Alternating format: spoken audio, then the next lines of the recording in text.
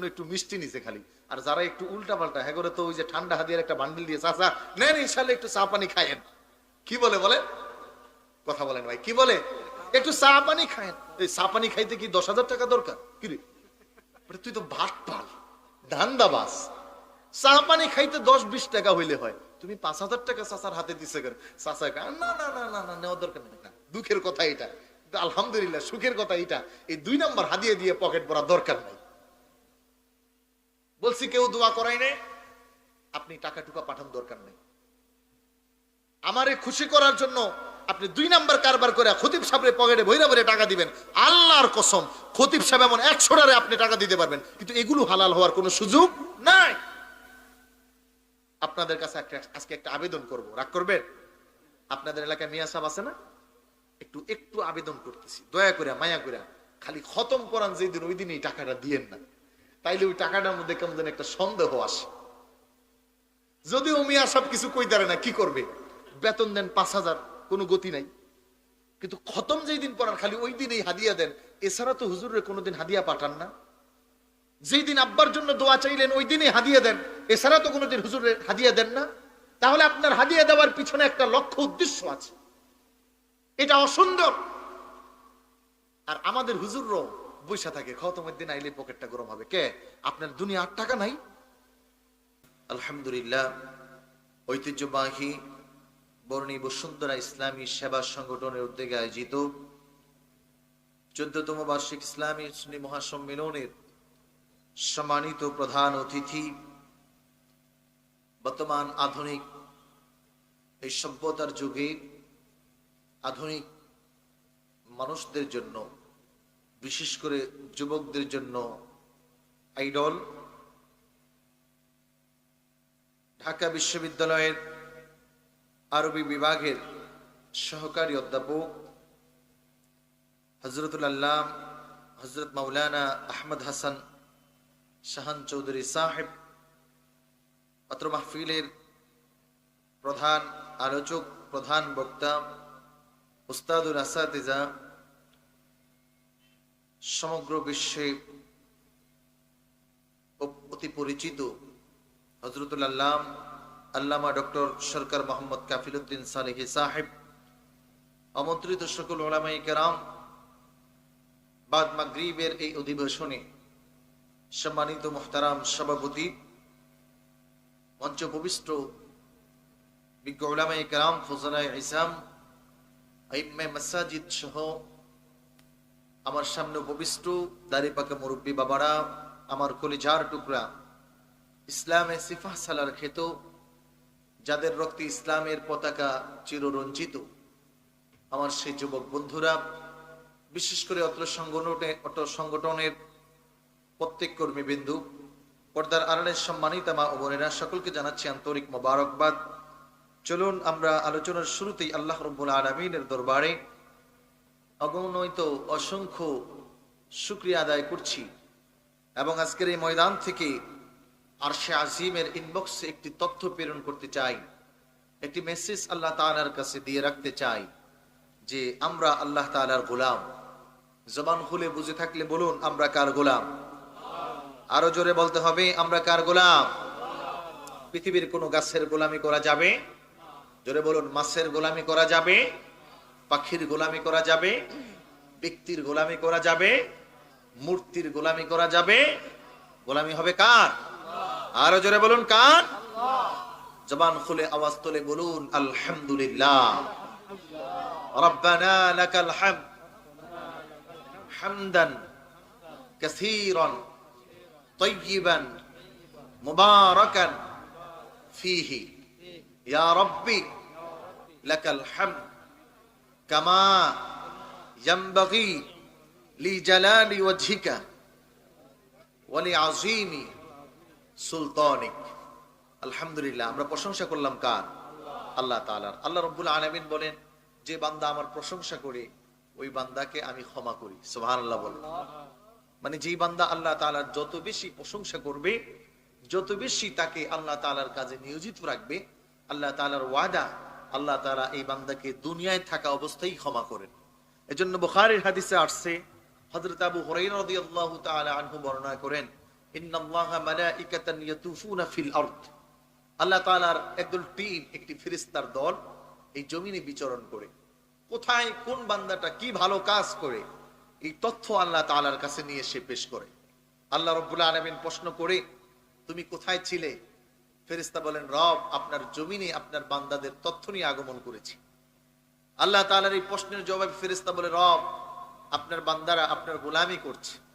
ইউসাব্বিহুনাকা ওয়া ইউহাম্মিদুনাকা ওয়া ইউসাজ্জিদুনাক, হে আল্লাহ, আপনার বান্দারা আপনার প্রশংসা করতেছে, আপনার হামদ বলতেছে, আপনার গুণকীর্তন করতেছে, আপনার বরত্ব প্রকাশ করতেছে। আল্লাহ রাব্বুল আলামিন বলেন, সত্যি কি তাই? বলে, হ্যাঁ। জান্নাত দেখেছে? কয় না। জাহান্নাম দেখেছে? কয় না। কেন করে? কয় আল্লাহ আপনাকে ভালোবাসে, আপনার জাহান্নামকে ভয় করে, আপনার জান্নাত পাওয়ার আশা করে। সুবহানাল্লাহ, সুবহানাল্লাহ। আল্লাহ রাব্বুল আলামিন ফেরেশতাদেরকে সাক্ষী রাখেন যে তোমরা সাক্ষী থাকো, আমি আমার ওই বান্দাদেরকে ক্ষমা করে দিলাম। সুবহানাল্লাহ। এজন্য যত বেশি পারা যায় আল্লাহ তাআলার প্রশংসা করা। আবারও বলুন আলহামদুলিল্লাহ। সম্মানিত মুহতারাম, আমি আমার নির্ধারিত বিষয়ের উপর কিছু আলোকপাত আলোচনা করার চেষ্টা করব ইনশাআল্লাহ। আপনারা দীর্ঘ আলোচনা শুনেছেন এবং পরবর্তীতে আলহামদুলিল্লাহ যারা আলোচনা করবেন আমার চেয়ে অনেক বেশি প্রজ্ঞাবান আমার দাদা ওস্তাদ, এবং এই বাংলাদেশ নয় পৃথিবীর মাঝে যার ছাত্রের অভাব নাই। অতএব এত গুরুত্বপূর্ণ আলোচনা সামনে রেখে আমার আলোচনাটা অত বেশি ভালো নাও লাগতে পারে। তারপরেও আমাকে যেহেতু দাওয়াত করা হয়েছে, আমি আমার নির্ধারিত বিষয়ের উপর কিছু আলোকপাত করতে চাই, যদিও বা এই কথাগুলো অনেকের কাছে ভালো লাগবে না। শুরুতেই বলে নিলাম, যদিও বা এই কথাগুলো অনেকের হৃদয়কে আঘাত করবে, যদিও বা এই কথাগুলো অনেকের পছন্দের মানুষ হওয়ার পরেও আমার উপর তার রাগ আসবে, কিন্তু কথাগুলো বলবো আল্লাহর, যার কারণে বলতে হবে। আপনারা কি ধৈর্য সহকারে শুনবেন ইনশাআল্লাহ? আমার ভাইরা, আমার বন্ধুরা, আমি শুরুতেই চলে যাব আমার আলোচনায়। খুতবাকে ব্যাপক না করে, যেহেতু অল্প সময়, মাত্র আধা ঘন্টা কিছু সময় বেশি আমি কথা বলবো। আল্লাহ রাব্বুল আলামিন সূরা বাকারা, এই সূরাটা আল্লাহ তাআলা কোরআনে প্রেরণ করে দিয়েছেন। আর এই সমস্ত কোরআনটাকে আল্লাহ তাআলা আল্লাহর হাবিবের উপর নাযিল করেছেন। এর একটি কারণ, এর একটি রিজন আল্লাহ তাআলা বর্ণনা করে দিয়েছেন কেন আল্লাহ তাআলা কোরআন পাঠালেন। আপনারা একটু যদি মক্কার দিকে যান, তাহলে মক্কার পরিবেশটা এমন ছিল যখন কেউ কাউকে দাম দিত না, প্রত্যেকেই ঝগড়া বিবাদ ফাসাদে ছিল, নারীর অধিকার ছিল না, যাদের ক্ষমতা ছিল তারা জুলুম করত, শোষণ করত, আর যাদের ক্ষমতা ছিল না তারা শোষিত হতো, মাজলুম হতো। এই একটা কঠিন পরিস্থিতিতে আল্লাহ তাআলা আপনার আমার হাবিবের কাছে ওহী পাঠালেন, ইকরা বিসমি রাব্বিকাল্লাযী খালাক। এই প্রফেট মুহাম্মদ সাল্লাল্লাহু আলাইহি ওয়াসাল্লাম, read the name of almighty Allah. হে নবী, আপনি আল্লাহ তাআলার নাম নিয়ে শুরু করেন। সুবহানাল্লাহ বলুন। তার মানে আল্লাহ তাআলা রাসূলকে প্রথমে শিখালেন যে কোনো কর্মের শুরুতে নাম নিতে হবে কার? এজন্য হাদিসের মধ্যে আসছে, ইদা মা লাম ইয়াবদা বিবিসমিল্লাহ ফাহুয়া আখতা। যদি কোনো কর্মের শুরুতে আল্লাহ তাআলার নাম না হয়, তাহলে ওই কাজটা ভালো হয় না, ওই কাজটায় ফেল হওয়ার সম্ভাবনাই বেশি থাকে। সম্মানিত মুহতারাম, এর ফাঁকে এটাও বলে দেই, এই কথার অর্থ এটা নয় চুরি করতে গেলেও বিসমিল্লাহ বলবেন। এই কথার অর্থ এটা নয় ঘুষ খাইতে গিয়েও বিসমিল্লাহ বলবেন। এই কথার অর্থ এটা নয় আরেকজনের ক্ষতি করতে গিয়েও বিসমিল্লাহ বলে শুরু করবেন। এটা এই জন্য বললাম, গত বছর এক জায়গায় মাহফিল করেছি, এই আলোচনা ছিল। আবার যখন মাহফিলে গেছি, বলে হুজুর পেস্ত লাগাইছেন। কি লাগাইলাম? গত বছর বলছেন সব কাজের শুরুতে বিসমিল্লাহ বলে শুরু করা। আমাদের এলাকার প্রত্যেক চোর এটা খুব ভালো করে শিখে নিছি, এবং ওদের কাজ ওরা বিসমিল্লাহ বলে শুরু করে। কথা কি বুঝতেছেন? আমার ভাইরা, আমার বন্ধুরা, আল্লাহ রাব্বুল আলামিন বিশ্বজাহানের বাণী, আপনার আমার রব আল্লাহ তাআলা পবিত্র কোরআনুল কারীম আপনার আমার পেয়ারা হাবিব নূর নবী মুহাম্মদুর রাসূলুল্লাহর উপর নাযিল করলেন। পৃথিবীর মানুষের কাছে আল্লাহ তাআলা হেদায়েতের বাণী পৌঁছালেন। এর পিছনে একটা বড় উদ্দেশ্য ছিল, একটা বড় লক্ষ্য ছিল। যেমন ভাবে মানুষ এবং জিন জাতি তৈরি করার পিছনে আল্লাহ তাআলার একটা উদ্দেশ্য ছিল। আল্লাহ রাব্বুল আলামিন যখন মনোনীত করলেন, মনে মনে ইরাদা করলেন, আল্লাহ তাআলা এই পৃথিবীর মাঝে কতগুলো বান্দাকে পাঠাবেন। ফেরেশতারা বলল, আল্লাহ, এই মানুষগুলো গিয়ে পৃথিবীর মধ্যে শুধু রক্তের হোলি খেলা খেলবে। আল্লাহ বললেন, না, আমি যা জানি, ইন্নী আ'লামু মা লা তা'লামুন, আমি যা জানি তোমরা তা জানো না। আমি রব্বুল আলামিন জানি। এই বান্দাগুলো সব করার পরেও আমি আল্লাহ তাআলাকে ভুলবে না, বলুন ঠিক কিনা? এই জন্য আল্লাহ তাআলা একটা মেসেজ দিলেন, উদ্দেশ্যের বর্ণনা দিলেন। আল্লাহ রব্বুল আলামিন কেনই বা মানুষ তৈরি করলেন? আল্লাহ তাআলা সূরা জিনে বলেন, হে পৃথিবীর মানুষ শোনো, ওয়ামা খালাকুতুল জিন্না ওয়াল ইনসা ইল্লা লিয়াবুদুন।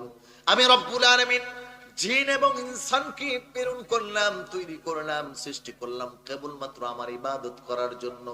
আল্লাহ তাআলা বড় একটা ইচ্ছা, বড় একটা উদ্দেশ্য নিয়ে আপনাকে আমাকে বানিয়েছেন। ইবাদত করব কার? আল্লাহ তাআলার ইচ্ছাও ইবাদত হবে তার। আমার ভাইরা, আমার বন্ধুরা, তার মানে হলো মানুষের জন্ম থেকে মৃত্যু পর্যন্ত পৃথিবীর কোনো মানুষের গোলামি করা যাবে না, কোনো মানুষের ইবাদত করা যাবে না, কোনো মানুষের কর্মপন্থাকে নেওয়া যাবে না, কোনো বিজ্ঞানীর বিজ্ঞান তত্ত্ব থিওরিকে নেওয়া যাবে না যদি সেটা কোরআনের বিদ্বেষী হয়। কোন পণ্ডিতের পণ্ডিতলব্ধ শব্দ গ্রহণ করা যাবে না যদি সেটা কোরআন ও হাদিসের বিরোধী হয়ে যায়। কোন লাভবান অফারের লাভ গ্রহণ করা যাবে না যদি সেটা কোরআন ও হাদিসের বিরোধী হয়। কথা বলেন ঠিক কিনা? কারণ আল্লাহ তাআলা বানিয়েছেন, আল্লাহ তাআলার থিওরিটাই মানব জাতির জন্য কল্যাণকর, মানব জাতির জন্য মঙ্গলকর, মানব জাতিকে সফলতার দ্বার প্রান্তে পৌঁছে দিতে পারে। যেমনটা পৃথিবীর অন্য কোন ধর্ম, অন্য কোন বিশ্বাস, অন্য কোন থিওরি, অন্য কোন বর্ণনা, অন্য কোন কৌশল, অন্য কোন লাভ এনে দিতে পারে না। আমার ভাইরা, আমার বন্ধুরা, আল্লাহ তাআলা মানুষকে আরো সহজ করার জন্য, মানুষকে আরো হেদায়েত পাওয়ার জন্য, মানুষকে আরো রবকে চিনানোর জন্য যুগে যুগে 1,24,00,24,000 পয়গম্বর নিরেটভাবে প্রেরণ করে দিলেন। সর্বশেষ আপনার আমার পেয়ারা নবী মুহাম্মাদুর রাসূলুল্লাহকে আল্লাহ তাআলা প্রেরণ করলেন, কোরআন দিলেন। এই কোরআনের একটা পাঠানোর উদ্দেশ্য আল্লাহ তাআলা বললেন, লিইউখরিজান নাসা মিনাদ-দুলুমাতি ইলান-নূর। আল্লাহু আকবার বলেন। আল্লাহ তাআলা কোরআন পাঠানোর একটা রিজন বললেন, হে পৃথিবীর মানুষ শোনো, আমি রব্বুল আলামিন যুগে যুগে নবী পাঠালাম তোমাদেরকে পরিশোধন করার জন্য, সংশোধন করার জন্য, পরিমার্জিত করার জন্য, জীবনটাকে সুন্দর করার জন্য। তোমাদেরকে তৈরি করলাম আমি রবের গোলামি করার জন্য। আবার আমি কোরআন পাঠিয়ে দিলাম লিইউখরিজান নাসা মিনাদ-দুলুমাতি ইলান-নূর। যেই মানুষগুলো না বুঝবে, অন্ধকারে চলে যাবে, ওই মানুষগুলোর জন্য আলোক বার্তিকা হিসাবে যে আলোতে আসলে মানুষগুলো আলোকিত হয়ে যাবে, যে আলো পাওয়ার সাথে সাথে মানুষের অজ্ঞতাটা দূর হয়ে যাবে। এজন্য যার মাঝে কোরআনের জ্ঞান নাই, ওই মানুষটার মাঝে হলো জাহালিয়াতে পরিপূর্ণ, বলুন ঠিক কিনা? আবু জাহেল সবচেয়ে বড় জ্ঞানী ছিলেন, বাট যখন সে কোরআনের জ্ঞানটা নিতে পারেন নাই, তখন এই লোকটা সবচেয়ে বড় মূর্খ হয়ে গেছে। যার বর্ণনা আল্লাহ তাআলা কোরআনে অন্য আয়াতে দিয়েছে, পৃথিবীর কোন মানুষ যদি কোরআনের সাথে একজাস না হতে পারে, তাহলে তার জ্ঞান কোনো ফলপ্রসূ জ্ঞান নয়। যার কারণে আপনারা মাঝে মাঝে দেখবেন, আমার আলোচনার টপিক এদিকে নয়, তারপর একটু বলতে হয়, দেখবেন আমাদের দেশের অনেক বড় বুদ্ধিজীবী, আমি তাদেরকে বুদ্ধিজীবী বলি না, বুদ্ধিজীবী। কি জীবী বলেন? কারণ বুদ্ধি তো নাই। যদি বুদ্ধি থাকতো তাহলে কখনো স্রষ্টার এগেইনস্টে তাদের বক্তব্য আসতে পারে না। বুদ্ধিজীবী কি বৃদ্ধি হয়? দিন যত যায় তাদের অজ্ঞতা তত বৃদ্ধি হয়। এই জন্য দেখবেন মাঝে মাঝে বিভিন্ন টিভি চ্যানেল, বিভিন্ন অনুষ্ঠানে অথবা বিভিন্ন চ্যানেলে বা বিভিন্ন সেমিনারে তারা তাদের এই বৃদ্ধি অগ্রগতি মানে মূর্খতা এত বেশি বৃদ্ধি পায়, এই মানুষগুলো আল্লাহর কোরআনের আইনকে অবমাননা করে এবং কোরআনকে বলে ভুল মিথ্যা প্রমাণিত করতে চায়। কথা বলে ঠিক কিনা? এরা কি জ্ঞানী না জাহেল? জোরে বলুন, জ্ঞানী না জাহেল? আল্লাহ বলেন, সুম্মা জাআলনাকা আলা শরীআতিন মিনাল আমরি ফাত্তাবি'হা ওয়া লা তাত্তাবি আহওয়াআল্লাযীনা লা ইয়ালামুন। যারা তাদের নিজের প্রবৃত্তির অনুসরণ করবে, এই মানুষগুলো হলো লা ইয়ালামুন, তার কাছে কোনো জ্ঞান নাই, মূর্খ জাহেল। যার কারণেই আজকে সমাজের রন্ধে রন্ধে আমাদের সমাজ ব্যবস্থা এক ধ্বংসের পরিক্রমায় চলে গেছে। যখন কোরআনের আইনের বিরুদ্ধে সমাজ চলা শুরু করেছে, কথা বলেন ঠিক কিনা? রাষ্ট্রের মাঝেও যখন কোরআনের বিরুদ্ধে কোনো কিছু হয়, তখন রাষ্ট্র দিন দিন অধপতন আর অন্ধকারে চলে যায়। এই কথাটা কার? আল্লাহর। এজন্য আমার ভাইরা, আমার বন্ধুরা, আমাদের সমাজের, রাষ্ট্রের, দেশের, পরিবারের সবচেয়ে বড় একটা ব্যাধি হলো আজকে সমাজ ব্যবস্থায় আল্লাহ তাআলার এগেইনস্টে, আল্লাহ তাআলার আইনের বিরুদ্ধে সুদ ব্যবস্থাপনা তৈরি হওয়া। কথা বলেন ঠিক কিনা? আল্লাহ তাআলা সুদকে হারাম করেছেন না হালাল করেছেন? জোরে বলতে হবে। আমি আগেই বলেছি, আমার এই কথাটা শুনলে আপনার কষ্ট লাগবে, কিন্তু বলতে হবে। আর আমারও বলতে হবে, কারণ আমি আমার সাবজেক্টের বাহিরে কখনো কথা বলি না। ইনশাআল্লাহ এটা চেষ্টা করি, এলেম কম তবে চেষ্টাটা থাকে ইনশাআল্লাহ। আমার ভাইরা, আমি এসে আজকে বলেছিলাম যে নিজ বাহাদুরপুর না কোথায়, বিয়ানীবাজারের পাশে চান্দগ্রাম মাদ্রাসার পরে, ওই জায়গায় এই সাবজেক্ট দিছিল আমারে। এই কথা বলার কারণে অনেকে কষ্ট পেয়েছে, ভালোবাসছে। এখন আপনাদের খেদমতে যেহেতু আসছি, একেবারেই ছেড়ে দিতে আমি নারাজ। মানে যতক্ষণ আসি ততক্ষণ ধরবো। তাহলে সুদ আমাদের দেশে জায়েজ না না জায়েজ? কথা বুঝেন নাই? আমাদের দেশে বলতে শরীয়তে তো না জায়েজ, আমাদের দেশে চলে কিনা? আপনাদের বসুন্ধরা এই এলাকায় চলে না মনে হয়, বরুণী চলে? আচ্ছা, তাইলে তো সাবজেক্ট ঠিক আছে। থ্যাঙ্কস যে সাবজেক্টটা সিলেক্ট করে দিছে। আমার ভাইরা, একটু ভালো করে বুঝুন, আল্লাহ তাআলার কথা অনুযায়ী আমরা কথা বলবো, কোনো বাড়তি কথায় যাব না, ডাইনে বামে কম ডুববো। রাজি আছেন তো ইনশাআল্লাহ? আল্লাহ তাআলা বলছেন সূরা বাকারার 274 নম্বর আয়াতে, আল্লাহ তাআলার একটা, কোরআনের একটা বড় উসুল হলো সবসময় ভালোটাকে অগ্রগণ্য করে এটার খারাপটাকে পরে বর্ণনা করা। এটা একটা কোরআনের ধাস। এজন্য প্রত্যেকটা দায়ীর কৌশল হলো, দাওয়াতের মানহাজ হলো, পদ্ধতি হলো মানুষকে আগে ভালো বিষয়টার ব্যাপারে স্বচ্ছ ধারণা দেওয়া, এরপরে মন্দটার ব্যাপারে তাকে তাগিদ করা। যার কারণে আপনারা জানেন, যখন মদের আয়াত নাজিল হয় তখন সর্বপ্রথম আল্লাহ তাআলা মদকে বলছে ঠিক আছে, এটার মধ্যে ভালো জিনিসও আছে, চলো, নিষেধ করেন নাই। এরপরে বলতেছে এটাতে ভালো আছে তবে খারাপটা বেশি আছে। এরপরে বলতেছে না, এটা বিলকুল খাওয়া যাবে না। এটা হলো কোরআনের কৌশল।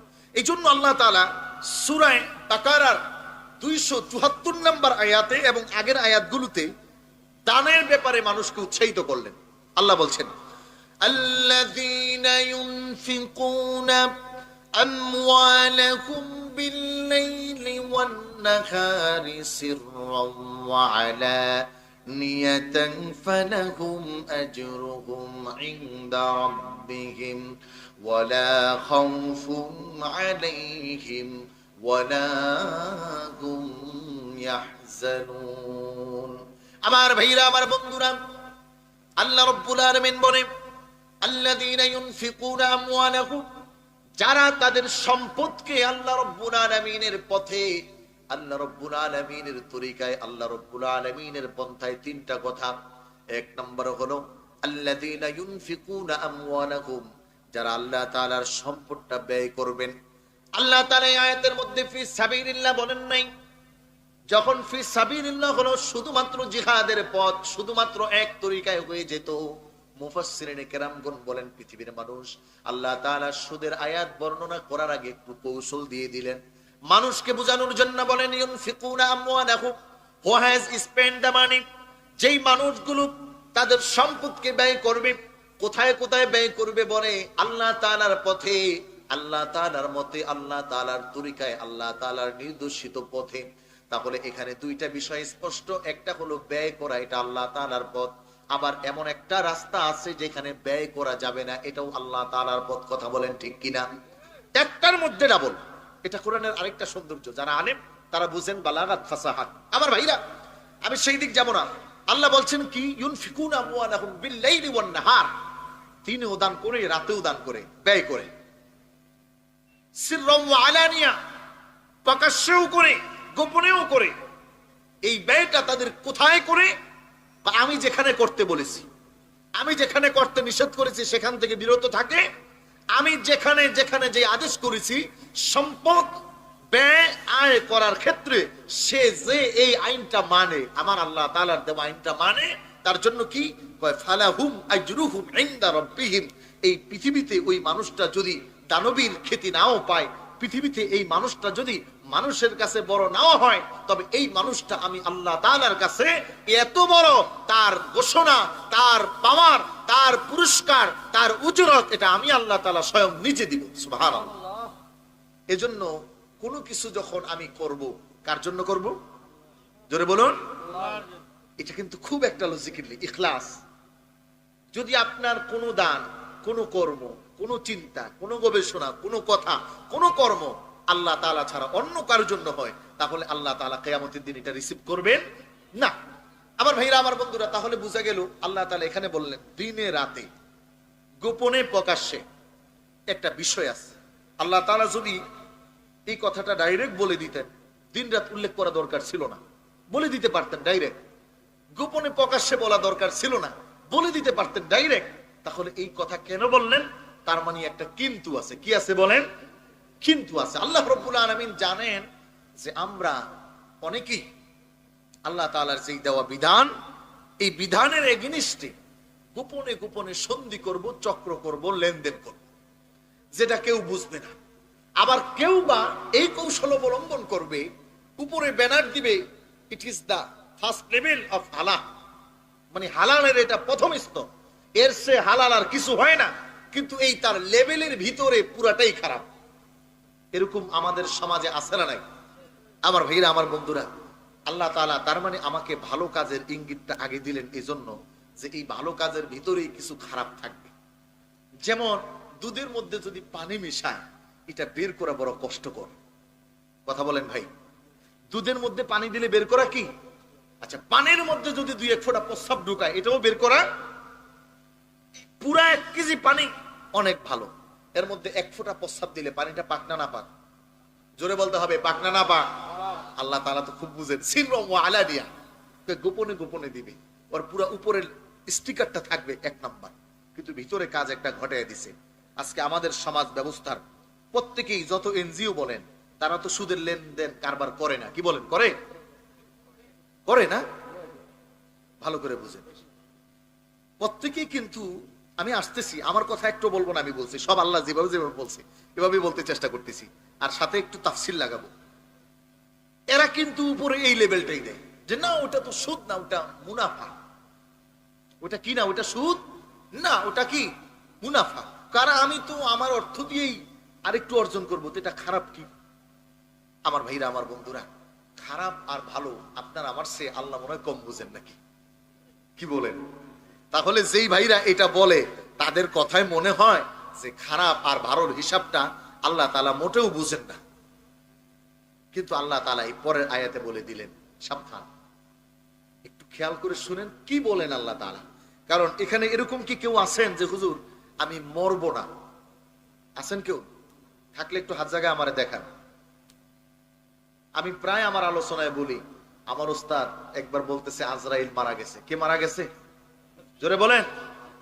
আজরাইল মারা গেলে খুশির খবর। কথা বলে ঠিক কিনা? মরা দরকার নাই। আপনি মুরব্বী বাবারে জিজ্ঞেস করেন, বাবা আর বাঁচতে চান? বলবে নাতি দেখছি, পুতি দেখছি, আরো একটা দেখতে চাই। তার মানে মরতে চায় না, সুন্দর পৃথিবী ছেড়ে কেউ যেতে চায় না। আজরাইল যখন মারা গেছে এটা শুনে খুব খুশি হয়েছে। হুজুরে বলতেছে এত খুশি হইস না। বললাম হুজুর কেন?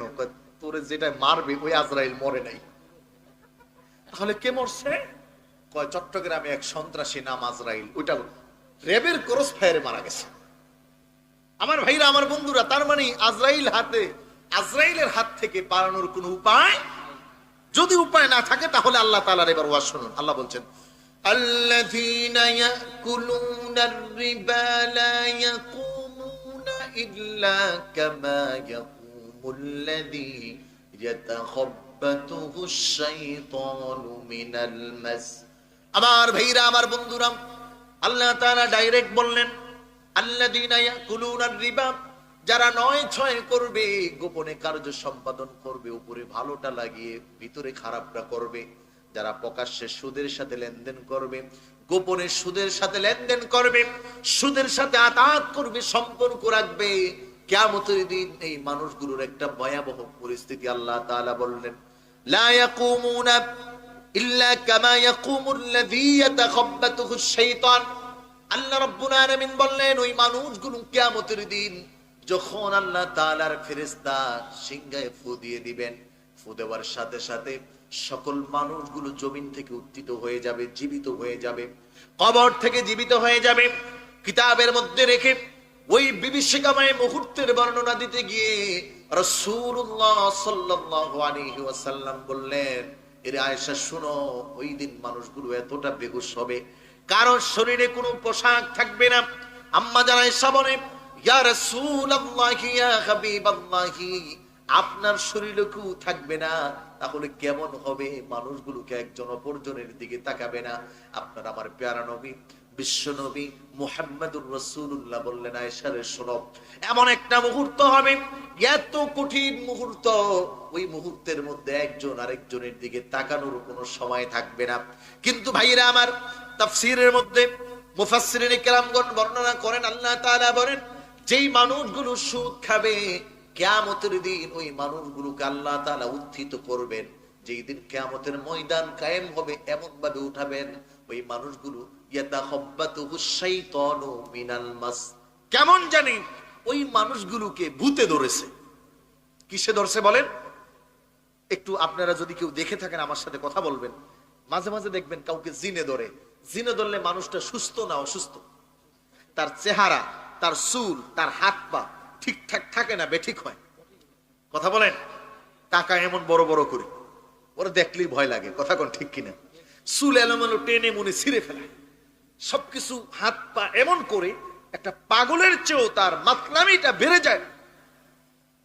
আমার ভাইরা, আমার বন্ধুরা, আল্লাহ রাব্বুল আলামিন বলেন, ইয়াতাখাব্বাতুহু শাইতানু মিনাল মাস, কিয়ামতের দিন যেই দিন মানুষগুলো ভয়ঙ্কর এক পরিস্থিতিতে পড়ে যাবে, ওই কঠিন মুহূর্তে হাসরের ময়দানে যেই মানুষগুলো সুদের লেনদেনের সাথে জড়িত ছিল তাদেরকে ভূতে ধরা অবস্থায় উত্তোলন করা হবে। কিয়ামতের মধ্যে হাসরের মাঠে প্রত্যেকটা মানুষ তাদেরকে দেখে দেখে চিনে ফেলবে। এই মানুষগুলোকে একজন আরেকজনের সাথে বলাবলি করবে, আর গাইবি আওয়াজ হবে, এলান হবে, এই মানুষগুলো দুনিয়ার জিন্দেগিতে সুদের লেনদেন করেছিল, সুদের কারবার করেছিল। তার মানে বুঝা গেল, হাসরের ময়দানে যেই মানুষগুলো সুদ খাবে ওই মানুষগুলোর প্রাথমিক ভাবে একটা পরিচয় থাকবে কি থাকবে না? জোরে বলুন, ভালো না খারাপ পরিচয়টা? জোরে বলেন না, ভালো না খারাপ? আপনারা অনেকেই মনে রাগ করতেছেন যে হুজুরে সুদের কথা বলতেছি, আস্তে আস্তে তো আমার ঘরেই আসতেছে।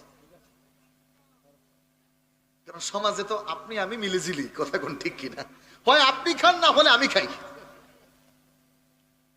আর যারা খায় তারা আসলে ওই যে সিস্টেম করে ফিসাররা ওয়াদাররা, আল্লাহ তাআলা তো বুঝেন না, এজন্য আল্লাহ তাআলা স্পষ্ট করছেন গোপনে গোপনে খায়। আর আমি এটার নাম দিছি ঠান্ডা হাদিয়া। কি হাদিয়া বলেন ভাই? জোরে বলুন, কি হাদিয়া? ঠান্ডা হাদিয়া। সুদের এক নাম্বার নাম ঠান্ডা হাদিয়া। বলবেন হুজুর কেমনে? খেয়াল করেন, আপনি থানায় গেছেন একটা বিপদে পড়ে, একটা জিটি করার জন্য, দেখবেন আপনি কথা বলারই চান্স নেই, কোনো সুযোগ নেই, কিন্তু সিস্টেম করে কনস্টেবলে যদি একটু লাইন করেন যে ঠিক আছে আমি স্যারের কিছু হাদিয়া তোফা দিব না, যেই স্যার এতক্ষণ গরম ছিল ওনারে যখন কিছু ঠান্ডা হাদিয়ার অফার করলেন, সাথে সাথে ওনার অফিসে গিয়ে চায়ের দাওয়াত পাইলেন। কথা বলেন ঠিক কিনা? এই জন্য আমি বলি, সুদ এমন এক জিনিস যে চেয়ারম্যানের কাছে, মন্ত্রীর কাছে, এমপির কাছে, স্যারের কাছে, বিদ্যুৎ অফিসে, বিল দেওয়ার অফিসে, বাজারে, বিচারে, যে কোনো জায়গায় যখন কারো ধারে কাছে যাওয়া যায় না, এত গরম, এত পাওয়ার, আরে সময় নেই, শোনেন অনেক কাজ, কিন্তু যখন এটা দেওয়া হয় এই গরম সব ঠান্ডা হয়ে যায়। কথা বলেন ঠিক কিনা? এজন্য এটার নাম কি? ঠান্ডা হাদিয়া। জায়েজ আছে নি? জোরে ভাবেন, ভালো করে একটু বুঝেন ভাই। আল্লাহু আকবার। আল্লাহ তাআলা বললেন, এদেরকে শয়তানের সুরত ধরে উঠাবো, শয়তানের মতো মাতলামি করবে ওরা, মানুষগুলো দেখে দেখে চিনে ফেলবে। ওই দিন আমার রাসূল থাকবেন কি থাকবেন না? জোরে বলুন, থাকবেন কি থাকবেন না? সকল কোটি কোটি নবী রাসূল উম্মত সবাই থাকবে ওই কঠিন মুহূর্তে। আপনার এই পরিচয়টা যদি এরকম হয় উম্মতি মুহাম্মাদের মধ্যে পাওয়া গেছে, এর চেয়ে শরম, এর চেয়ে লজ্জার, এর চেয়ে ধিক্কার জানানোর আর কোন অবস্থা থাকবে?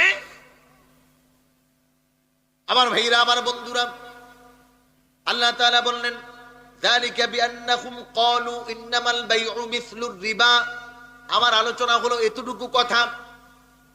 আগের কথাটা যেমন তেমন, হয়তো আমরা মানি বা মানি না, শুনি বা শুনি না, আমার ভাইরা, আমার বন্ধুরা, আপনি কোনো ভালো কাজ করেন না, এটা একটা রকম ভালো, কিন্তু যদি কেউ ভালো কাজ করে তাকে বাধা দেন, এটা কিন্তু ভালো না। আপনি চুরি করেন, চুরি করে স্বীকার করেছেন, এটা এক রকমের ভালো, কিন্তু আপনি চুরি করার পরে যদি সিনা জারি দেন, তাহলে এটা কিন্তু ভালো। জোরে বলুন। দেখেন আমাদের দেশে কুষ্টিয়ার এসপি সাহেব, চিনছেন আপনারা? ভাই কথা বলেন না, চিনেন নাই? কুষ্টিয়ার এসপি সাহেব চিনেন না? তো বাংলাদেশে থাকেন কি করতে?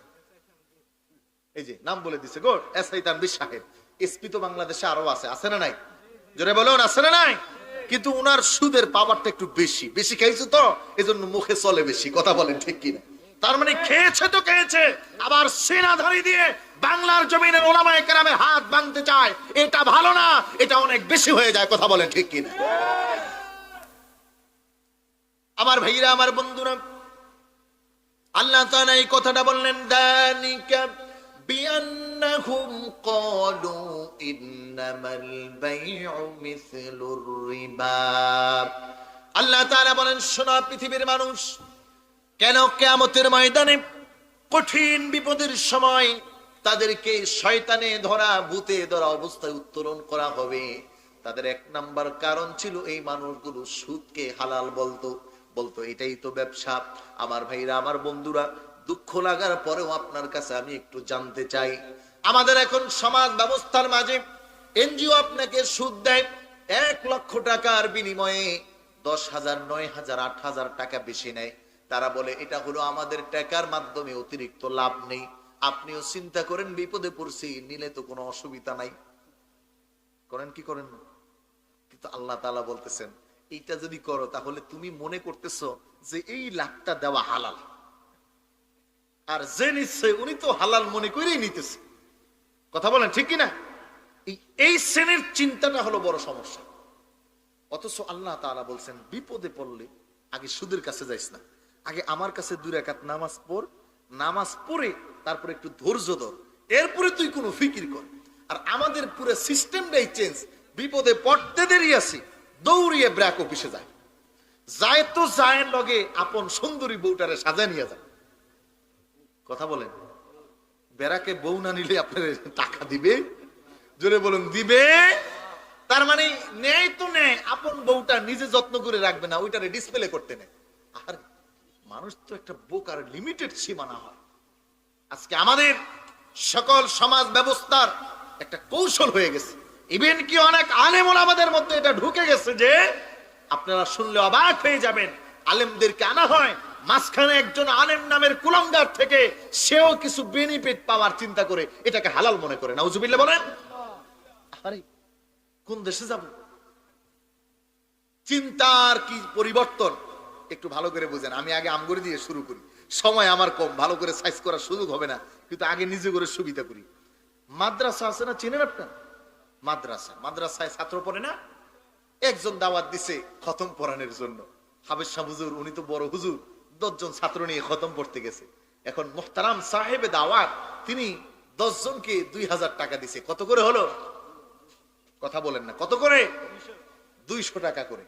এখন মুহতারাম জনাব মুহতামিম সাহেব, আমাদের দলের, আপনি করে বলতেছি না, এই 10 জন হাফেজ যে 200 টাকা করে পাইলো, উনি ওদেরকে 100 টাকা করে দিয়ে বাকি 1,000 টাকা ওনার পকেটে ঢুকাইলো। 100% হালাল। কি বলেন আপনারা? হালাল না হারাম? জোরে বলুন, জোরে বলুন। ভাই খুব মুসিবতের কায়দা। আপনার এলাকার ইমাম সাহেবকে বলছেন 40 জন নিয়ে একটা খতমে ইউনুস পড়তে হবে। ইমাম সাহেব তো আপনার এলাকার টাকা পয়সা সব ওনার হাতে দিছেন 500 টাকা করে, উনি 400 টাকা করে দিয়ে 100 টাকা করে নিজের কাছে রাখছে। চিন্তা করছে, আমি তো এলাকার কর্ণধার, আমি তো বেশি হকদার, একটু আঞ্জাম উঞ্জাম করছি, একটু বেনিফিটেড বেশি পাওয়াই যোগ্য। কি বলেন? কি ভাই কথা বলছেন না কেন? কি আমার কথা কি রাগ করতেছেন আপনারা? ভাই আমাদেরকে দিয়ে শুরু করলাম। এই যুবক ভাইরা বুঝছেন? হ্যাঁ বলবেন, হুজুর আমাদের দেশে তো গতি ছাড়া নাই, কি করবো? আমি গেছি কয়দিন আগে লাইসেন্স করতে, এখন গিয়ে যে দাঁড়ায় রয়েছে, আমার কেউ প্রশ্ন করে না, জিজ্ঞাসা করে না। কোনো মতে একজন দেখা হয়েছে, উনি আমার শ্বশুর বাড়ির এলাকার, এসে জিজ্ঞাসা করছে, হুজুর আপনি অনেকক্ষণ যাবত দাঁড়িয়ে আছেন, বাড়ি কই, কি করতে আসছেন? বললাম ভাই এখানে বাড়ি, ওই জায়গায় বিয়ে করছে। আরে আমার দেশে। আমি তো ভালোই তো, শ্বশুর বাড়ি মানুষ পাইলে তো একটু আনন্দ লাগে, মনে শক্তি আসে। চিন্তা করলাম মনে মনে, মনে হয় টাকা ছাড়া এই কারবারটা করবে। কিন্তু উনি বললেন হুজুর কি করবেন? বললাম লাইসেন্স করতে হবে, পরীক্ষা দিতে আসছে। বললেন হুজুর কিয়ামত পর্যন্ত দাঁড়াতে পারবেন কিন্তু পরীক্ষা হবে না। আমি চিন্তা করলাম কায়দাটা কি ভাই? এতদিন তো খালি শুনছি, বাস্তবে পাই নাই, আজকে তো পাইছি বাস্তবে। এখন চিন্তা করলাম তাইলে কোরআনের কোন উসুল দিয়ে এটাকে জায়েজ করা যায়? বেগতিক মানে ওনার কথায় 100% দেখলাম যারা আয়সা দাঁড়িয়ে রয়েছে এগুলো কেউ জিজ্ঞেস করে না, প্রশ্ন করে না, আর অনেকে আসে আর দৌড়াদৌড়ি করে ইন্টারভিউ দিতেছে। কিরে ভিতরে কি আছে? এই যে আল্লাহ তাআলা বলছেন সিররা, গোপনে গোপনে সূত্র হয়, কাজ হয়। পৃথিবীর কেউ জানে না, কেউ দেখে না, কেউ বুঝে না। কে জানে, কে দেখে বলে? আহারে ভাই, আল্লাহু আকবার। নিরুপায় হয়ে দিলাম, তখন উসুল নিলাম। আল্লাহ তাআলা বলছেন যখন কোনো উপায় থাকবে না তখন হারামটা খাওয়া জায়েজ। এখন আমার তো লাইসেন্স দরকার, কোনো উপায় নাই, ওরা টাকা ছাড়া দিবেও না, করবেও না, কাগজও পড়ে থাকবে। ঠিক আছে, তো নিল একটু মায়া দয়া করে 500 টাকা কম নিল আর কি, শ্বশুর বাড়ির এলাকা বলে। কিন্তু আমার ভাইরা, আমার বন্ধুরা, এরকম নিরুপায় হয়ে যুবকরা প্রশ্ন করতে পারেন হুজুর তাহলে কেমনে চলবো? আমাদের দেশে তো এই কি বলে পাসপোর্ট করতে গেলে টাকা দেওয়া লাগে, এখন আমি কি করব? ওই জায়গায় আপনি নিরুপায়, ভালো করে বুঝবেন কিন্তু মাসায়ের, আপনি নিরুপায়। যদি এরকম ব্যবস্থাপনা নাই হয়, কোনো মতে হইতেছে না, আপনার পাসপোর্ট দরকার, আপনি পাওয়ার হকদার 1 মাসে, কিন্তু 6 মাস গেছে এখনো পান নাই, মিস্টার ঠান্ডা হাদিয়ার জন্য। কথা বুঝেন নাই? তখন কিন্তু আপনার দেওয়া বৈধতা আছে, কারণ আপনি 1 মাসে পাওয়ার হকদার ছিলেন। এরপরে চাকরি নিতে ইন্টারভিউ দিয়েছেন, আপনি ফার্স্ট হয়ে গেছেন, আপনিই চাকরিটা পাওয়ার হকদার। কিন্তু আরেকজন আপনার উপর টপকায়া 15 লাখ টাকা অফার করে বসছে, আর এখন আপনার চাকরি ক্যান্সেল হইয়া 6 নাম্বার জনের ঘাড়ে চলে যাইতেছে। এই তখন 15.5 লাখ টাকা দিয়ে চাকরি নামা আপনার জন্য বৈধ আছে। এখন এই ক্ষেত্র ছাড়া আমরা তো প্রতিদিন কোনো ক্ষেত্র লাগে না। মেয়ের বিয়ে দরকার, ছেলে বিদেশ যাওয়া দরকার, একটু বিপদে পড়ছি, ঘর উঠান দরকার, দোকান নেওয়া দরকার, দৌড়িয়ে বেড়াকু বেশি দেয়। কথা বলেন, এটা জায়েজ হবে? জায়েজ হবে? কোনো মতে না। আপনি যা কিছু বুঝান তাল বাহানা, এদিক 6 নয়, পৃথিবীর কেউ 6 নয় না বুঝুক, আল্লাহ বুঝে কিনা ভাই? এই জন্য আল্লাহ তাআলা বলতেছেন সাবধান, সাবধান, সাবধান।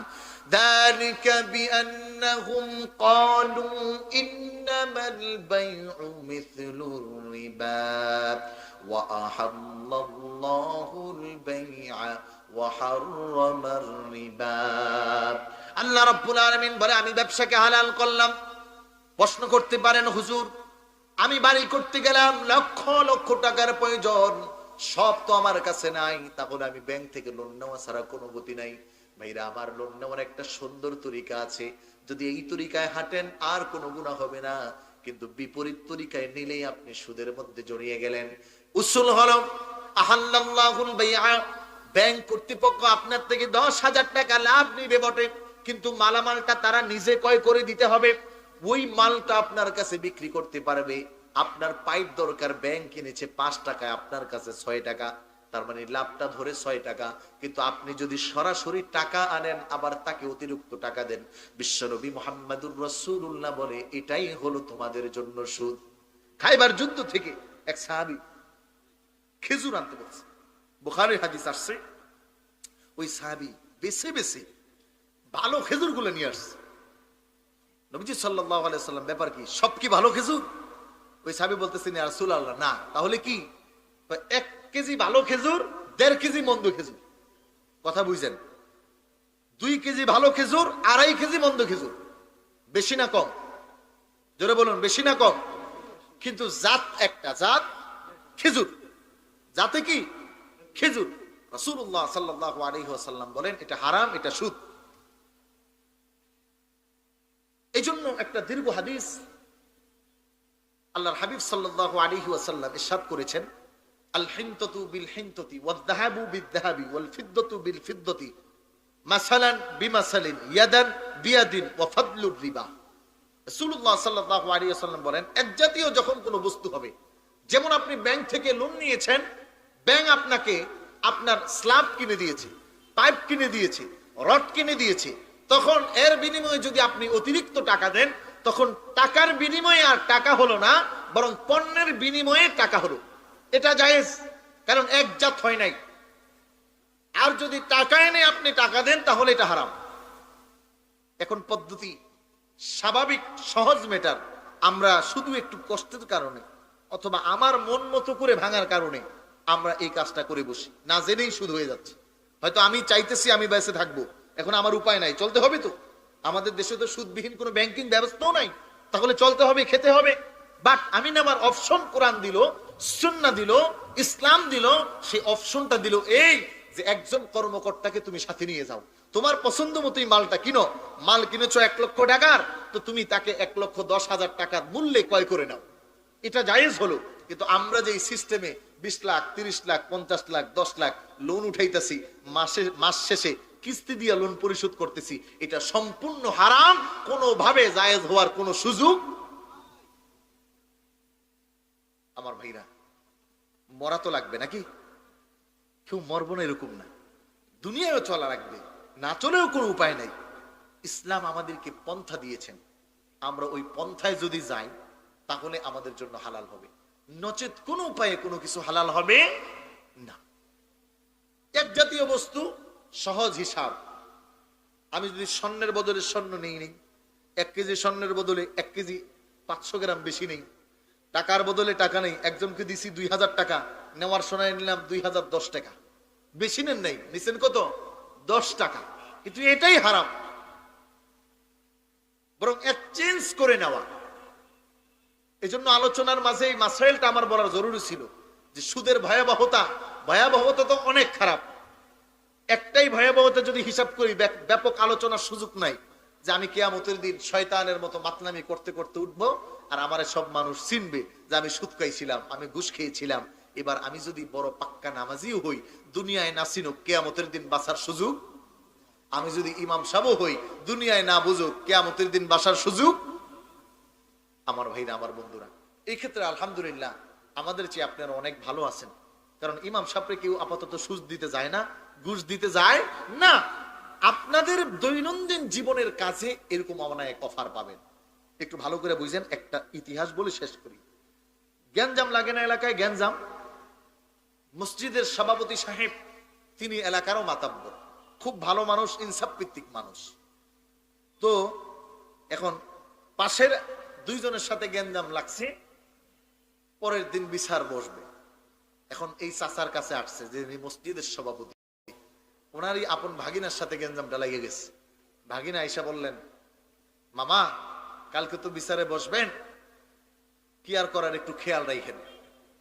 আসার সময় 5 কেজি মিষ্টি নিয়ে আসছেন। কি নিয়ে আসছেন? জোরে বলেন ভাই, কি নিয়ে আসছেন? মিষ্টি নিয়ে আসছেন। এই যে আল্লাহ তাআলাতে বলছেন যে আপনারা সুদকে হালাল মনে করবেন। আমার প্রশ্ন হলো, এই ভাগিনা এই বিচারের আগে এই চাচার ঘরে কোনোদিন 2 টাকার পেঁয়াজও পাঠায় নাই, 2 টাকা দিয়ে একটা চকলেটও কিনে খাওয়ায় নাই। এরকম আছে না নাই সমাজে? জোরে বলেন। উনি যে, চাচাজি আসলাম বাড়িতে, এই গেছিলাম একটু ফুলকুলির ভালো মিষ্টি দেখলাম তো আপনার জন্য নিয়ে আসলাম, চিন্তা করলাম মুরব্বী মানুষ, কথা কত কৌশল করে কইতেছে, হাদিয়া নিয়ে আসছে। ইমাম সাহেবকে হাদিয়া দেওয়া হয়, মনে মনে নিয়ত সুদের কারবারটা যেন ঠিকঠাক মনে করতে পারে। কিরে ভাই, এটা কোন আল্লাহ? আল্লাহ বুঝি চোখে দেখে না? এত চালাক আপনি, আর আল্লাহ তাআলা এত বোকা।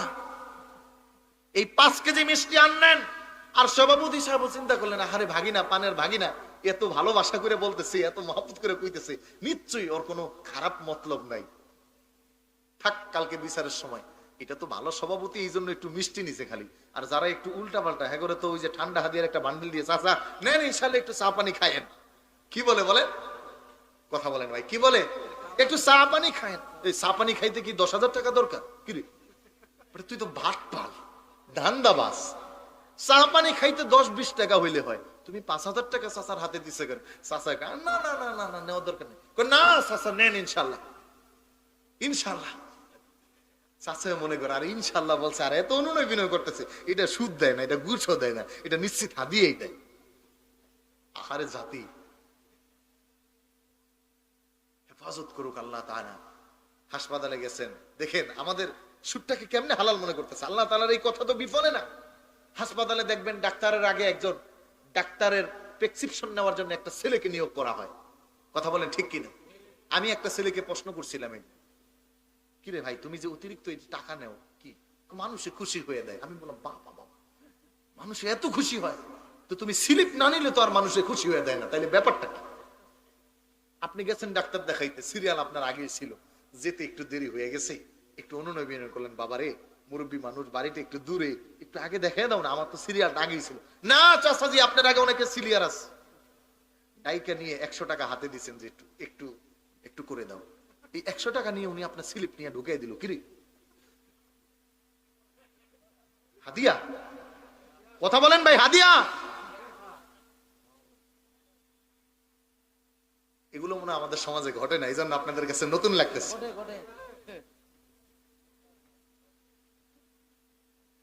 খুব বিষয়, এখন তো আরো কথা মনে আসতেছে, সময় কম আমার। আল্লাহু আকবার। বাজারে সভাপতি বাজার কমিটির, বাজার কমিটির সভাপতি, বাজার কমিটির কি বলেন, ওনার এজাজত ছাড়া বাজারে কোনো দোকান নেওয়া চলে? ব্যক্তি খুব নামাজি, 5 ওয়াক্ত নামাজ পড়ে, দান সদকা করে, সমাজ সেবক, শিক্ষাজীবী, সবকিছু আছে। এখন আব্দুর রহিম বাজারে একটা দোকান নিতে হবে, কি করবে? সভাপতি সাহেবের সাক্ষাৎ করতে হয়েছে। ওই সাক্ষাতে যায় চাচারে ধইরা কিছু হাদিয়া তোফা দিয়ে আসছে। জায়েজ হয়েছে? কথা বুঝেন নাই? জায়েজ হয়েছে? ভাই আপনি একটু মিলান, আপনি আপনি বুঝবেন। এই জন্য আমার মসজিদে, ওই মসজিদে আমি 3.5 বছর যাবত আছি, ক্যান্টনমেন্ট এরিয়াতে, একদম ঢুকেই প্রথম দিন থেকে আমার হাদিয়া তোফা দিয়ে পকেট ভরে না। দুঃখের কথা এটা, আলহামদুলিল্লাহ সুখের কথা এটা, এই 2 নম্বর হাদিয়া দিয়ে পকেট ভরা দরকার নাই। বলছি কেউ দোয়া করাই নেই, আপনি টাকা টুকা পাঠান, দরকার নেই। আমারে খুশি করার জন্য আপনি 2 নাম্বার কারবার করে খতিব সাহেবের পকেটে ভইরা ভরে টাকা দিবেন, আল্লাহর কসম খতিব সাহেব এমন 100 টারে আপনি টাকা দিতে পারবেন, কিন্তু এগুলো হালাল হওয়ার কোনো সুযোগ নাই। আপনাদের কাছে আজকে একটা আবেদন করব, রাগ করবেন? আপনাদের এলাকায় মিয়া সাহেব আছে না? একটু একটু আবেদন করতেছি, দয়া করে মায়া করে, খালি খতম করান যেদিন ওই দিনই টাকাটা দিয়েন না, তাইলে ওই টাকাটার মধ্যে কেমন যেন একটা সন্দেহ আসে। যদিও মিয়া সব কিছু কইতারে না, কি করবে? বেতন দেন 5,000, কোনো গতি নাই, কিন্তু খতম যেই দিন পড়ার খালি ওই দিনই হাদিয়া দেন, এছাড়া তো হুজুরের কোনোদিন হাদিয়া পাঠান না। যেই দিন আব্বার জন্য দোয়া চাইলেন ওই দিনই হাদিয়া দেন, এছাড়া তো কোনোদিন হুজুরের হাদিয়া দেন না। তাহলে আপনার হাদিয়া দেওয়ার পিছনে একটা লক্ষ্য উদ্দেশ্য আছে, এটা অসুন্দর। আর আমাদের হুজুররাও বৈশা থাকে, খতমের দিন আইলে পকেটটা গরম হবে। কে? আপনার দুনিয়া 8 টাকা নাই? আপনি আল্লাহ তাআলার কাছে বলেন, আল্লাহ আপনি আমার হাজত পূরণ করেন। কথাগুলো যদিও খারাপ, আগেই বলছি, আজকের কথা যেটা বলবো এটাই খারাপ লাগবে, যার কাছে মনে মনে করবো জামিল হুজুর আর জীবনও দাওয়াত দেওয়া যাবে না। হুজুরও কইব, পাবলিকও কইব। আমার ভাইরা, আমার বন্ধুরা, হ্যাঁ এই ইতিহাস আমাদের আছে, পয়সা নিয়ে কোনোদিন দামাদামি করিনি। একটা প্রমাণ দিতে পারলে 1 কোটি টাকা দেব। যারা করেন না, পয়সা কম দিলে যারা করেন না, এগো জবাব এরা দিবে। কথা কোন ঠিক কিনা? কিন্তু এই সিস্টেমের কোনো উসুল নাই। চাচাজি, এরা না করার পিছনে কারণ আছে। আমিও গত বছর আসছি, ঢাকা থেকে একটা গাড়ি নিয়ে আসছি, আশেপাশে এলাকার নাম বলবো না, 6,000 টাকা দিছে। কি বলেন? একটা জি করোলা, এক্স করোলা গাড়ি ঢাকা থেকে আসলে কয় টাকা লাগে ভাড়া? এই জন্য মাঝে মাঝে অনেকে করেন না। কথা বুঝছেন নি? বা আমার ভাইরা, আমার বন্ধুরা, তার মানে আমার কথার মূল কাজটা হলো আপনার পিউরিটি দরকার, জাস্ট একটু চিন্তার পরিশোধন। মানে আমি যা করতেছি ওটাই করব, কিন্তু জাস্ট আমি এক্সচেঞ্জ করে দিব। আমি লোন নেওয়া দরকার, হ্যাঁ লোন নিব, আমি তার থেকে লোন নিব, কিন্তু আমি এই লোনের টাকাটা সরাসরি হাতে নিব না। তার একটা কর্মচারীকে আবেদন করব, ভাই আমার এই জিনিসগুলো দরকার, কারণ আমি তো লোন নেওয়ার পিছনে আমার জিনিস ক্রয় করার উদ্দেশ্য, তো তাকে বলবো আপনি ক্রয় করে দেন, এই ক্রয় মূল্যটা আমাকে বেশি বাড়ায়া দেন। হালাল হয়ে গেল। আহাল্লাল্লাহুল বাইআ ওয়া হাররামার রিবা। আমার প্রত্যেকটা কর্ম যদি এভাবে করে সংবেদনশীল হয়ে যায়, আমার প্রত্যেকটা কর্ম যদি এভাবে চিন্তার মার্জিত হয়ে যায়, তাহলে আমার কাজ আর হালাল হারাম হবে না। আমার অর্থ হালাল থাকবে, আমার লেনদেন হালাল থাকবে, আমার জীবন হালাল থাকবে, আমার আখিরাত হালাল থাকবে, আমার পরিবার হালাল থাকবে, আমার সমাজ হালাল হবে, আমার রাষ্ট্র হালাল হবে। এখন ব্যাপারটা হলো এমন, সব জায়গায় ঘা, মলম দিব কোথায়? এখন কি তাহলে বাঁচবেন না? বাঁচতে হবে। কিভাবে? অন্তত আমি আমারটা থেকে বাঁচবো। কেউ যদি আমার কাছে চায় এরকম নিরুপায় জায়গায় আমি দিব, সেটা শরীয়ত আমাকে ক্ষমা করবেন, কিন্তু যেখানে না দিলেও আমি পারি ওই জায়গায় আমি নিজেকে বিলীন করব না। আর আরেকজনের থেকে আমি উপকার নিব, এই উপকারের উজ্জ্বলত হিসাবে তাকে কিছু না দেওয়া চাই। দেখেন, আপনি বলবেন হুজুর এটা কি হাদিয়া হবে না? আমি আপনাকে এক বাক্যে বলবো যে দেখেন, আপনি সাহাবায়ে কেরামের একটা হাদিস আমাকে বের করে দেখাবেন যে রাসূল সাল্লাল্লাহু আলাইহি ওয়াসাল্লাম কোন সাহাবীর কোন কর্ম করার পরে ওই সাহাবী ওভাবে হাদিয়া দিয়েছেন। দেখা যায় হাদিয়া দিয়েছেন, আগের দিনে মানুষ, আমার বাবারা আমার দাদারা দিতেন, গাছে একটা ফল হইছে, একটা পেঁপে হইছে, তো প্রথম পেঁপেটা নিয়ে মিয়া সাবরে দিতেন, এটা ছিল হাদিয়া। এটার পিছনে কোনো কারণ ছিল না। একটা মুরগিতে ডিম পারছে, এই ডিমটা নিয়ে মিয়া সাবরে দিতেন। এই উসুলটা আবার কায়েম করলে আমাদের সমাজ ব্যবস্থা থেকে সুদ বিলীন হবে, সুদ চলে যাবে। বন্ধুরা আমার, রাসূলুল্লাহর হাদিস থেকে একটু হাদিস বলবো। আপনারা খারাপ লাগতেছে? রাগ করতেছেন? কিছু করার নাই, রাগ করলেও আমি এগুলোই বলবো আজকে, এর বাহিরে কোনো কথা বলার সুযোগ নেই। নবীজি সাল্লাল্লাহু আলাইহি ওয়াসাল্লাম বলেন, শুনো, সুদের সর্বনিম্ন গুনাহ কি জানো? সর্বনিম্ন গুনাহটা হলো রাজুলু উম্মাহু, সন্তান, আপন সন্তান তার মার সাথে জিনা করা। নাউজুবিল্লাহ বলেন। ভাই একটু চিন্তা করেন তো, আপনারা, আমি যদি বলি 1 কোটি টাকা দিব আপনার মার সাথে আপনি অবৈধ কাজ করেন, কোন চিন্তাশীল বুদ্ধিশীল মানুষ করবে? কিছু আপনিই কিন্তু না বুঝার কারণে এই জঘন্য কাজটা করে ফেলতেছেন। তার মানে আপনি তাৎক্ষণ যখন বুঝেন যে না এটা করা যাবে না, এটা হারাম, সেখান থেকে দূরে থাকলেন, কিন্তু সুদটা না বুঝার কারণে বা সুদের আইনটা না মানার কারণে বা সুদ ঘুষের বিধানটা আপনি না জানার কারণে মায়ের সাথে কিন্তু জিনা অহরহ হচ্ছে। সবচেয়ে নিকৃষ্ট গুনাহ যদি এটা হয়, তাহলে কিয়ামতের দিন কি হবে আল্লাহই ভালো জানেন, আল্লাহই ভালো জানেন। এজন্য আপনাদের খেদমতে আমার এই মাত্র অল্প কিছু সময়ের মাঝে আমি একটা আয়াতের কিছু অংশ কথা বললাম। এখানে আল্লাহ তাআলা এর পরবর্তী যে শব্দটা, এই আয়াতটা শেষ করছি আমি। বলতে পারেন হুজুর আমরা তো জীবনে অনেকে জড়িয়ে গেছি, উঠতে পারি নাই বা বুঝতে পারি নাই, এখন কি করার? আল্লাহ তাআলা এটারও একটা উসুল এই আয়াতের মধ্যে দিয়েছেন। সুবহানাল্লাহ বলেন। এটার নামই হলো ইসলাম। মানে একজন মানুষ তার জীবনের সর্বশেষ দ্বার প্রান্তে চলে যাবে, তখনও ইসলাম তাকে হাতে ধরে টেনে আবার তার জীবন ব্যবস্থায় নিয়ে আসে। সুবহানাল্লাহ বলবেন না? আমার ভাইরা, আল্লাহ তাআলা বলতেছেন যে শোনো, ফামান জাআহু মাউইদাতুম মির রাব্বিহি ফান্তাহা ফালাহু মা সালাফ, যেই ব্যক্তিরা এইটা শোনার পরে ভালো হয়ে গেল, গ্রহণ করলো আমার কথা, ফালাহু মা সালাফ, তার আগের যা হয়েছিল এটার ব্যাপারে আমি আর আমার বান্দা যথেষ্ট। মুফাসসিরিনে কেরামগণ বলেন আল্লাহ তাআলা বান্দার আগের যে সুদের লেনদেন ছিল এটা আল্লাহ তাআলা নিজের কাছে রাখার মাধ্যমে ক্ষমার ঘোষণা দিলেন। সুবহানাল্লাহ। আর যারা এটা শোনার পরেও মানবে না, ওয়ামান আয়াদা ফাউলাইকা আসহাবুন নারি হুম ফিহা খালিদুন, যারা এটা শোনার পরেও মানবে না, তারা যেন এতটুকু জানে তাদের জন্য জাহান্নাম ফিক্সড, ফাইনাল। অতএব আমাদের এই কথাগুলো যদি আপনার খারাপ লাগে, তাও আপনার খেদমতে বললাম, কারোর সাথে কোনো দ্বন্দ্ব নাই। আল্লাহ তাআলা যেন আমাদের প্রত্যেককে কোরআনে বিধান অনুযায়ী সুদ মুক্ত জীবন ব্যবস্থা গঠনের তৌফিক দান করে, বলুন আমিন। আজকের মতো বিদায় নেব। ওমা তৌফিকি ইল্লা বিল্লাহ। আসসালামু আলাইকুম ওয়া রাহমাতুল্লাহি ওয়া বারাকাতুহু। আজান দিবা না? আজান হচ্ছে যে, আজানটা শেষ হোক একটু, আজানের জবাব দিন। আজান হচ্ছে। আল্লাহ আল্লাহ।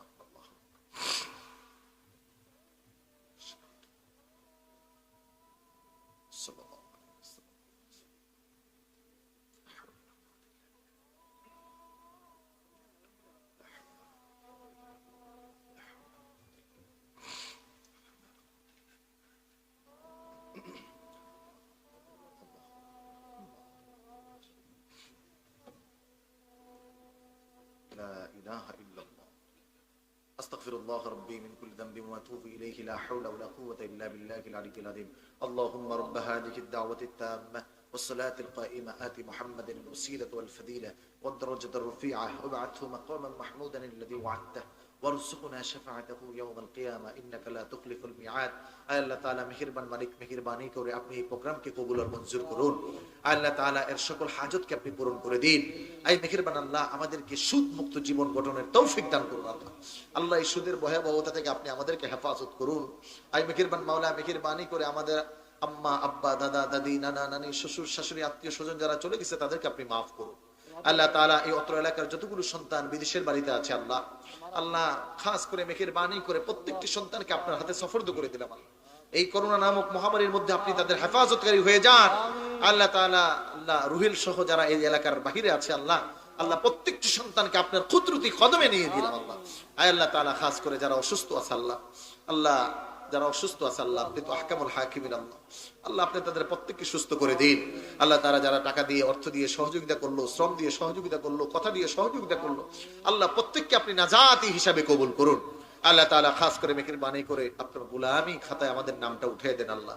আল্লাহ আমাদের জবান দিয়ে আপনি কোরআনের কথাগুলো বের করে দেন আল্লাহ। আল্লাহ আমাদেরকে ইসলাহ হওয়ার তৌফিক দান করুন।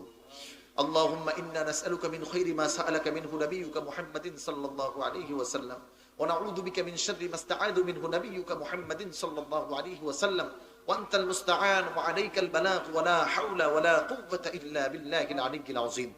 سبحان ربك رب العزة عما يصفون، وسلام على المرسلين، والحمد لله رب العالمين، بحق لا إله إلا الله محمد رسول الله صلى الله عليه وسلم. السلام عليكم ورحمة الله وبركاته.